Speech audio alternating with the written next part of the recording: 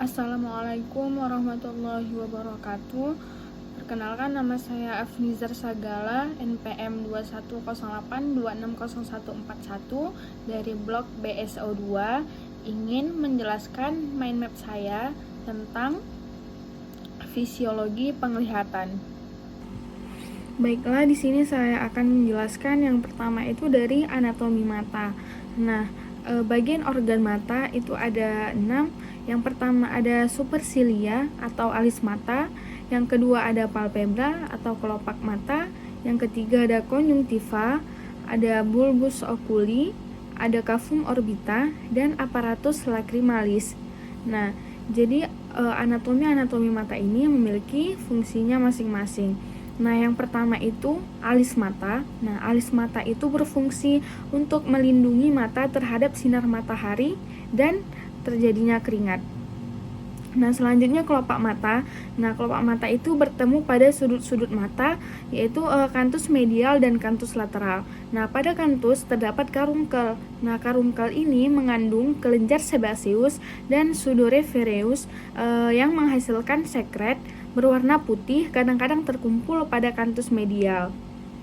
Nah, kelopak mata itu mengedip, itu refleksnya terjadi tiap 3 dengan 7 detik. Nah, fungsinya untuk melindungi mata dari benda-benda asing dan mencegah pengeringan. Nah, setiap kali mata mengedip itu akan tersebar sekret-sekret berupa minyak, mukus, dan larutan garam. Nah, selanjutnya konjungtiva. Nah, konjungtiva itu adalah membran mukosa halus yang melapisi bagian dalam kelopak mata dan bagian depan bola mata. Selanjutnya ada aparatus lacrimal. Nah, aparatus lacrimal ini terdiri dari kelenjar lacrimal, saluran-saluran yang mengalirkan sekresi lacrimal atau air mata. Nah, air mata mengandung lisozim. Nah, lisozim itu enzim yang berfungsi proteksi untuk membersihkan mata. Nah, air mata jika keluar ada benda asing dan zat perangsang sakit atau fungsi proteksi. Nah, terangsang secara emosional, serabut saraf parasimpatik yang memicu untuk terjadinya pengeluaran air mata.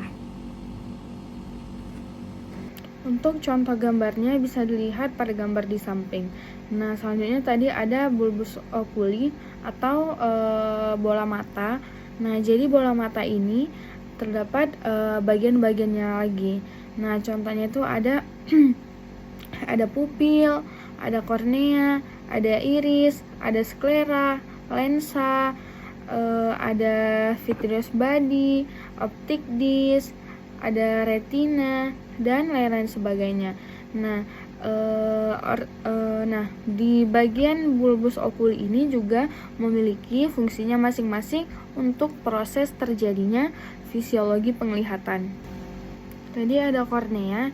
Nah, kornea ini adalah alat pembelok sinar. Nah, dilapisi membran epitel yang berfungsi untuk protektor terhadap abrasi. Tersuplai baik dengan ujung saraf. Nah, jika tersentuh akan menstimulasi kedipan dan air mata. Bagian mata paling terpapar sehingga mudah mengalami kerusakan atau tapi mempunyai kemampuan untuk regenerasi baik. Nah, satu-satunya elemen tubuh yang dapat ditransplantasi tanpa ada risiko penolakan. Selanjutnya ada tunika vaskular, itu ada iris, sebagian mata yang berwarna. Nah, warna mata itu ditentukan oleh warna iris. Selanjutnya pupil itu lubang pada iris. Nah, terus susun dari otot sirkular dan otot radial. Selanjutnya ada tunika sensorik atau retina. Nah, ada 2 lapisan. Lapisan berpigmen fungsinya itu untuk mengabsorpsi cahaya, fagositosis, dan penyimpanan vitamin A. Selanjutnya ada lapisan bersaraf yang mengandung fotoreseptor atau reseptor-reseptor cahaya.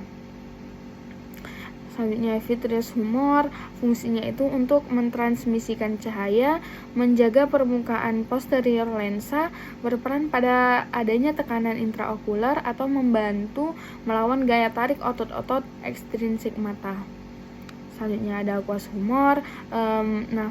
Aqueous humor ini mengalami pergantian secara kontinu, cairan disekresi oleh epitel dan dibuang ke darah melalui kanal sklemm.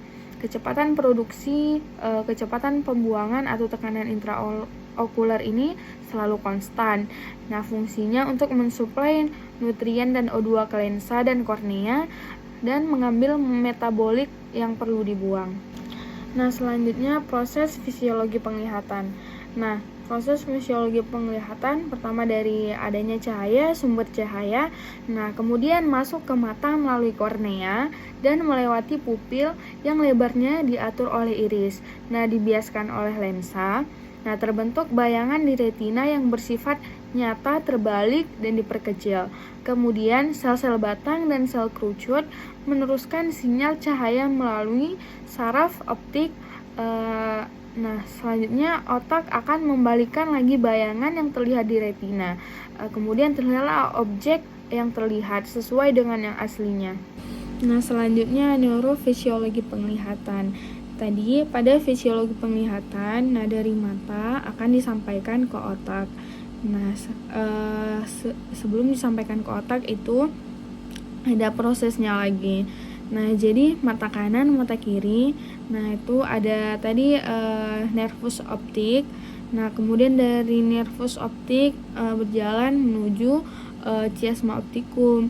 Nah, chiasma optikum ini tempat bergabungnya dua saraf optik di otak. Nah, kemudian dari chiasma optikum itu ke optic tract, lateral genucleate body, kemudian ke optik radiasi. Nah, kemudian sampailah ke visual cortex. Nah, atau ke visual cortex. Nah, jika telah sampai di visual cortex, maka akan adanya respon. Nah, adanya respon apa yang kita lihat. Misalkan contohnya itu kita melihat slide dokter. Nah, saat kita melihat slide dokter, otak kita akan merangsang, nah, oh ini slide-nya dokter A misalkan. Nah, begitulah proses terjadinya neurofisiologi penglihatan. Nah, mungkin hanya ini yang bisa dapat saya sampaikan. Untuk membuat mind map ini, saya terdiri dari beberapa referensi yang saya gunakan. Nah, referensinya ada tabel di bawah. Terima kasih. Assalamualaikum warahmatullahi wabarakatuh.